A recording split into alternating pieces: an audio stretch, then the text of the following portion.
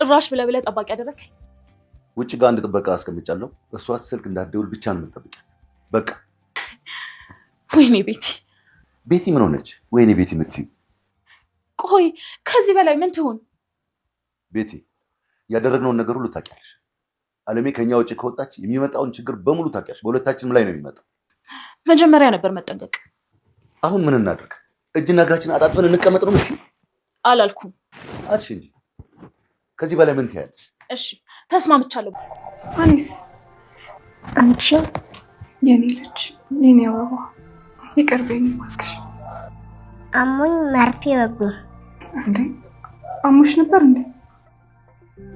ወይኔ ልጄ ፈለግሽኝ ከልጄ ጋር ልጫወት? አዎ ሂጂና ተጫወች።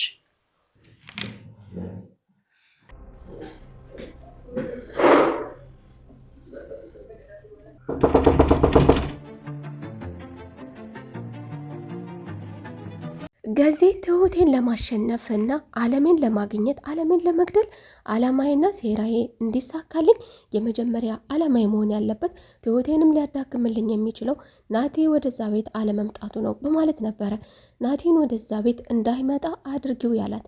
ታዲያ ናቲ እዚህ ጋር ምን እያደረገ ነው የሚለውን ደግሞ ስንመለከት ናቲ ከዚህ ጋር ትሁቴ እስካልተገደደች በስተቀር ናቲን እንዳትመጣ ልትለው እንደማትችል በሚገባ ያውቃል። ታዲያ ናቲ ይህንን ነገር ቢጠይቃትም በስልክ የተፈጠረ ነገር የለም ወይ አስገድደውሽ ነው ወይ ቢላትም እሷ እመኔን ብቻ ማለቷ ደግሞ ለናቲ አንድ ችግር ውስጥ እንዳለች እና ካጠገቧ ጥበቃም እንዳለ ቤቲም ወይም ደግሞ ሰውየው ገዜ ለትሁቴ ያልኩሽን ነገር ታደርጊያለሽ፣ እኔ መልካምነቴን አሳይችሻለሁ፣ ልጅሽን ምንም ነገር ሳላደርግ ከቤትሽ አምጥቼ እንድትጫወቺ ጥሩ ጊዜ እንድታሳልፊ ጊዜ ሰጥችሻለሁ፣ አሁን የመጨረሻ ሰዓቱ ደርሷል በማለት ለመጨረሻ ጊዜ ዛሬ እንድትጫወት ፈቅዶላን ነበረ። ታዲያ ገዜ የሚፈልገውን ነገር ለማግኘት አለሜን ለማግኘት እኔም ልጅሽን እንዳልነጥቅሽ የሚለውን ነገር ለመጨረስም ስለፈለገ ታዲያ ትሁቴ ላይ አሁንም ናቲ ጋር በመደወል ወደዚህ ቤት እንዳይመጣ እንድታደርጊ እፈልጋለሁ ብሏታል። ትሁቴም እንዴት አድርጌ ይህንን ላደርግ እችላለሁ? እኔ ስላልኩ ብቻ እንዴት ላይመጣ ይችላል ብትለውም ታዲያ ገዜ ይሄ ልጅ ከአንቺ በቀር ማንንም አይሰማም፣ አንቺ ካልሽው ይሰማሻል በማለት ትሁቴን አስገድዷታል። ታዲያ ትሁቴም እሺ አደርጋለሁ ያለችው ቢሆንም ነገር ግን ከዚህ ተነስታ ሳይሆን ቆይታ ሳይሆን ከፊት ለፊቴ ከዚህ እንድታደርጊው ፈልጋለሁ ነበር ያላት። እሷም ለምን ብትለውም እዚሁ አድርጊው፣ አንቺን ብቻ ይሰማሻል፣ አሁን እንድታደርጊው ነው የምፈልገው። ገዚህ ለትሁቴ ልጇንም ካሳያት በኋላ አሁን አንድ ነገር መነጋገር ይኖርብናል። አሁን አለሜን ትሰጭኛለሽ፣ እኔም ልጅሽን እሰጥሻለሁ፣ ሌላ የምፈልገው ነገር የለኝም ብሏታል። ታዲያ ትሁቴም ደግሞ ከዚህ በኋላ ግን አንድ ነገር እኔም አንድ ቃል እንድትገባልኝ እፈልጋለሁ ትላለች። ታዲያ ምንድን ነው ብሎ ሲጠይቃትም ትሁቴም ከዚህ በኋላ ከዚህ መቀጠል አልፈልግም፣ አለሜን እሰጥሃለሁ፣ እኔም ልጄን ይዤ ሀገሬ እገባለሁ የሚል ጥያቄ ነበረ። ገዜ በፍጹም ይህ እንዲሆን አልፈቅድልሽም፣ እኔ ልጅሽን እሰጥሻለሁ፣ ልጅሽን ሀገርሽ ትልኪያለሽ እንደተለመደውና እንደተፈራረምነው ከዚህ በፊት እንደተነጋገርነው 2 ዓመትሽን የተፈራረምንበት ጊዜ እስኪያልቅ ድረስ ኮንትራትሽን እስክትጨርሽ ድረስ ከዚህ በኋላ ትቀጥያለሽ። ባለቤቷ ተንኮልና ሴራ የበሸቀችውና የደከመችው ቤቲ ደግሞ በአሁኑ የህፃኗ ልጅ ከቤት መምጣትና ትሁቴ በዚህ ልክ መሰቃየቷ ታዲያ እያበሳጫት ቤቲ ደግሞ ራሷን መጠጥ ውስጥ ዘፍቃለች። ታዲያ ገዜም መጠጥ ምርጫሽ ከሆነ ይህ የሚያሳርፍሽ ከሆነ ጠጪ በማለት እንድጠጣ እስኪወጣላት እንድጠጣም ፈቅዶላታል። ታዲያ መጠጡንም ጨረሽ ወይ ወጣልሽ ወይ ፍቅሩስ ወጣልሽ ወይ አሁን መተኛት አይፈቀድልሽም፣ አሁን አንድ ትልቅ ስራ እሰጥሻለሁ፣ ያን ሜንሽን ትሰሪያለሽ በማለት ቤቲ ምንም ነገር መስራት እንደማትፈልግ የነገረችው ቢሆንም እሱ ግን ወደ ሳይሆን በግድሽ ትሰሪያለሽ፣ ይህን ነገር አንቺ ካላደረግሽው ማንም ሊያደርግልኝ አይችልም፣ ስለዚህ ነቃ በይ በማለት ትሁቴን ከነ ልጇ እንድትጠብቅም አድርጓታል። ባቢም ጊዜ እየሄደበት ያለው ነገርና እያደረገው ካለው ነገር እንዲያቆምና ይህ የከፋ መንገድ ወደ ከፋ ደረጃና ወደ ከፋ ጦርነት ውስጥ ከመግባታችን በፊት አርፎ እንዲቀመጥም ለማስጠንቀቅ ወደ መስሪያ ቤቱ በመሄድም አናግሮ ነበረ።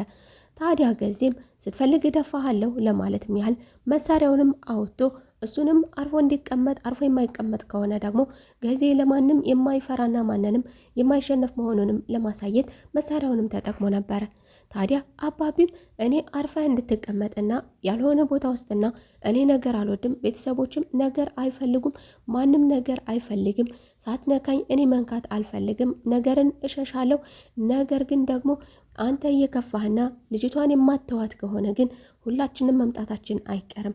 እንዲሁም ትሁቴም አርፎ እንዲቀመጥና በዚህ ነገር ውስጥ ቤተሰቦቿ እንደተሰላቹና ትዕግስታቸው እንዳለቀ እሷ ወደማልፈልገው አቅጣጫ ነገሩ እያመራ ነው። ሰዎች ከመጋደላችሁ በፊት ደማችሁ ከመፋሰሳችሁ በፊት አርፈህ እንድትቀመጥ እፈልጋለሁ በማለት ትሁቴም ገዜን አስጠንቅቀው ነበረ። ገዜ ግን እሱ የሚፈልገውን ነገር ዓለሜን ማግኘት ብቻ ነውና ዓለሜን መግደል ብቻ ነው የምፈልገው። ስለዚህ ማንም ቢመጣ ደግሞ ማንንም አልፈራም፣ እኔ ነግሬሻለሁ፣ ማንንም አልፈራም፣ እኔ ኃያል ነኝ ያለው ገዜ በሁለቱም በኩል በትሁቴም በኩል በአባቢም በኩል ነገሩ ትሁቴ አባቷም ከክፍለ ሀገር እየመጣ እንደሆነና ይህ ነገር ደም እስከ ማፋሰስ የሚያደርስ ነገር መሆኑን የነገረችው ቢሆንም ገዜ ግን አሁንም አርፎ እንደማይቀመጥና ኃያል እንደሆነ ነግሯት ለማንም እንደማይሸነፍ ራሱን አሳምኖታል። አባቢም ለዓለሜ ነቃ እንድትልና የከፋ ጊዜ እየመጣ እንደሆነ ማገገምሽ እያስደሰተኝ ነው፣ ቢሆንም ደግሞ ከዚህ በኋላ ትሁቴን አታድክሚያት፣ ትሁቴ በጣም ደክማለች፣ ነገሮቹ ወደ አላስፈላጊ ደረጃና ወደ ከፋ ደረጃ እየሄዱ ስለሆነ አንቺ ደግሞ ትሁቴን እንድታግዣትና ይህን ነገር ደግሞ ልታግዣት የምትችው በመረዳት ብቻ ነው ሲልም ነገሮችን እንዳታበላሽ ዓለሜ የታዘዘችውን ብቻ እንድታደርግም ነግሯታል።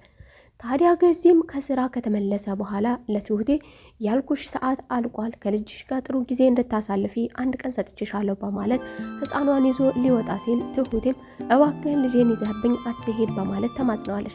ታዲያ ገዜም ልጅሽን እንድተውልሽ ከፈለግሽ ስለዚህ ያልኩሽን ነገር አድርጊ፣ ዓለሜ የት ናት ያለችው፣ አድራሻዋን፣ ሎኬሽን እፈልጋለሁ በማለት ትሁቴን አስገድዷታል።